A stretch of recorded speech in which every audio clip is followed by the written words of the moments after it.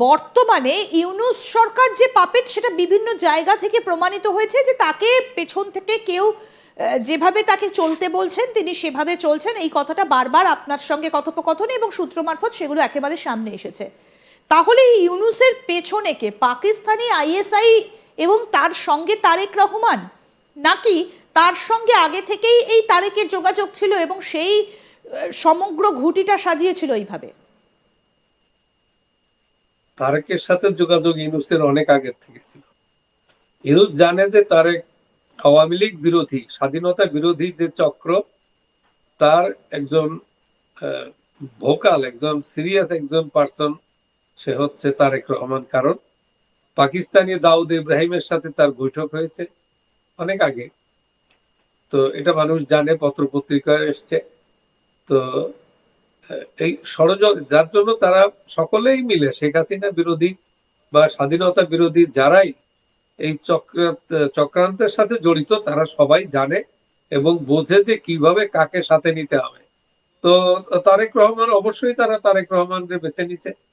তো একটা কথা রিসেন্টলি বোঝা গেছে যে গত 2-1 বছরের আন্দোলনে বিএনপি কে জনসভা করতে দেওয়া হয়েছে এবং তারা অনেক বড় বড় জনসভা করলেও তারা ওই হঠাৎ ভায়োলেন্ট হয়ে যায়, তখন তারা আর টিকতে পারে না। ভায়োলেন্টকে তো আপনার এটা সরকারের দায়িত্ব জানমাল রক্ষা করার, যার জন্য তারা সেই ভায়োলেন্ট মোভটাকে তারা প্রোটেক্ট করছে। মোহাম্মদ ইউনূস তিনি ক্ষমতা দখল করতে চাইছেন, অন্যদিকে তারেক রহমান তিনি প্রধানমন্ত্রী হতে চাইছেন।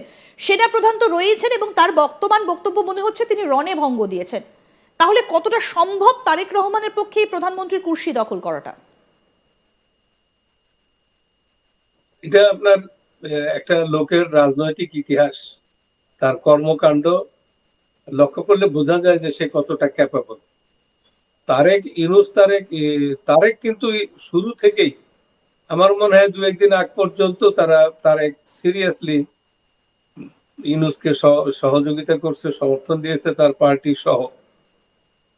সে বলছে যে ইউনূসের এই সরকার যদি ব্যর্থ হয় তাহলে আমরা সকলে ব্যর্থ হয়ে যাব। যার জন্য এই তারেক, তার বাবা মুক্তিযোদ্ধা হলেও, যদিও কন্ট্রোভার্সি আছে, যুদ্ধকালীন সময় অনেকগুলো ঘটনা আছে জিয়াউর রহমানের, যেগুলো সে ওয়ার কাউন্সিল করতে চেয়েছিল, নির্বাচিত প্রতিনিধিদের হাত থেকে পাকিস্তানি সহযোগিতায় যুদ্ধটা মেজরদের কাছে নিয়ে যেতে চাচ্ছিল। তখন এরকম একটা ষড়যন্ত্র ছিল, যার জন্য তাকে গ্রাউন্ডেড করা হয়েছিল। সে কোনো সেক্টরে আর যায় নাই মাঝপথে এসে। তো এগুলো অনেকগুলো রাজনীতি আছে এখানে। তো এখন দেখা যাচ্ছে যে দুইটা দ্বন্দ্ব, যে ইউনূস তো আসে নাই একটা ইলেকশন দিয়ে সে চলে যাবে, সে আসছিল এই দেশে 10 বছর শাসন করবে, কিন্তু এবং তার সাথে 10 বছরের জন্য তার সাথে কেউ থাকবে না।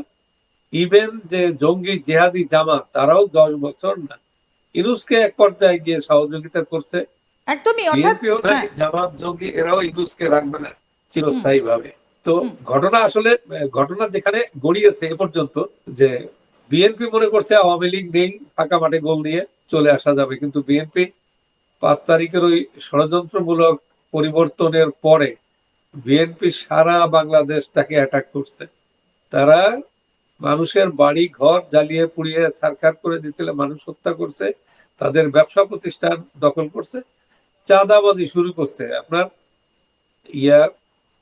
স্বরাষ্ট্র উপদেষ্টা 2-3 দিনের জন্য ছিলেন যে সাখাওয়াত, তিনি তো বলেই দিলেন টেলিভিশনের সামনে যে এক ভদ্রলোক ফোন করছে যে স্যার আপনারা কি শুরু করছেন, আমার কাছে 50 লক্ষ টাকা চায়।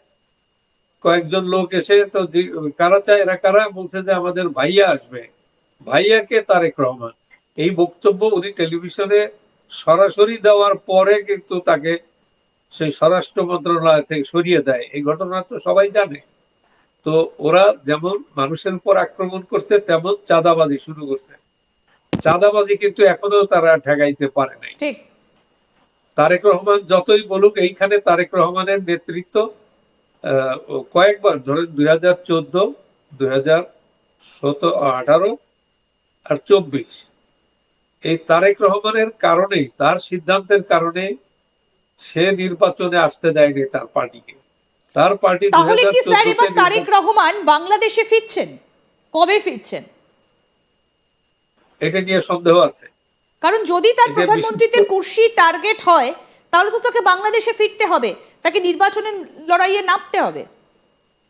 নির্বাচন সে তো আসছে না, আসার সুযোগ এখন তো বাধা আছে বলে মনে হয় না। তার মায়ের উপরে যে কেস ছিল তুলে নেওয়া হলো, তার উপরে যে কেস, সব কেস বাতিল করে দেওয়া হলো, অ্যাজ ইফ যে ইয়া গ্রেনেড হামলা হয়নি বাংলাদেশে, কোনো লোক মারা যায়নি, এ ধরনের কোনো ঘটনা এমন ভাবে তাদের জাজ তাদের তাহলে কোর্ট এমন ফিরতে ভাবে অসুবিধে সাজাইছে। কোথায়? তার উপর থেকে তো সমস্ত কেস তুলে নেওয়া হলো, তাহলে ফিরতে অসুবিধে কোথায়? কবে ফিরছেন? তার হয়তো আত্মবিশ্বাস সেরকম নেই, যে এখানে এখনো তার ভিতরে অন্তর্দ্বন্দ্ব, অথবা যে জঙ্গি জিহাদিরা জামাতের যারা, তাদের সাথে তো অলরেডি দ্বন্দ্ব শুরু হয়ে গেছে। তো ওরা যদি তারেক আসলেই তো সে প্রোটোকল পাবে না, সে ইয়া পাবে না, তার নিরাপত্তার তেমন কোনো কিছু বিধান থাকবে না, কারণ সে রাষ্ট্রের কেউ না, সে একজন আমজনতার মতোই। নির্বাচনের আগ পর্যন্ত সে কোনো প্রোটোকল পাবে না। তো সেই দিক দিয়ে তারা ভয় পাইতে পারে যে জঙ্গি জিহাদিরা তারা যদি হত্যা করে, এরকম মানুষের, সব মানুষ তো বাঁচতে চায়, তাদের কার কি ধারণা এটা বোঝা যায় না, তবে অনুমান করা যায় যে এখন তো তার কেস উড্ড হয়ে গেছে, সে আসতেই পারে। তারা যেভাবে সরকার সেট করছে, তারা তো সব কেস উড্ড করে দিছে, তো এখন সে আসতে পারে। তার মা ফ্রি হয়ে গেছে, চলে গেছে বাইরে, আবার আসবে। তো আসলে বিষয়টা কি এটা বোঝা যায় না। এটা তারা নিজেরা না বললে অথবা কোনো ডকুমেন্ট না আসলে বোঝা যায় না। তবে রাজনীতি যে তারেক বুঝে না এটা বোঝা যায়, কারণ আপনি রাজনীতি করবেন, আপনি নির্বাচন করবেন না, পর পর 3টে নির্বাচনে আসেন, নির্বাচনে এসে তারপরে বলতে হবে যে হ্যাঁ, কোথায় কোথায় ফ্লজ আছে, কোথায় কোথায় সমস্যা তৈরি হয়েছে, সরকার কোথায় কি করবে, এগুলো সব মানুষের কাছে দেওয়া যায়। আর আপনি যদি রিঙে নামলেন না, বক্সিং এ বা খেলাতে নামলেন না, অথচ বললেন যে না, আমাকে হারিয়ে দেওয়া হয়েছে, তো এই সিদ্ধান্তগুলো রাজনীতিতে খুবই ভুল সিদ্ধান্ত। সে মানে একটা ম্যাচিউর, একটা বড় দল, তার নেতৃত্ব নিতে হলে সে কিছুদিন আগে তো যখন নির্বাচনের ইয়াতে 7ই জানুয়ারির নির্বাচনে যখন ওরা এলো না, তখন এমন কোন লোক নেই যে তারেকের বিরুদ্ধে লেখেনি এবং বলেনি, তার পার্টির লোকেরাও, যে এই বড় সিদ্ধান্ত, খুব বাজে সিদ্ধান্ত হলো, এটা আত্মঘাতী সিদ্ধান্ত, এরা আর কোনোদিন আসতে পারবে না, কারণ জনগণ তো এদেরকে পেল না, কখন ভোট দেওয়ার সুযোগ পেল না। তো গণতান্ত্রিক রাজনীতিতে আপনার নির্বাচনে আসতেই হবে, উপায় নেই।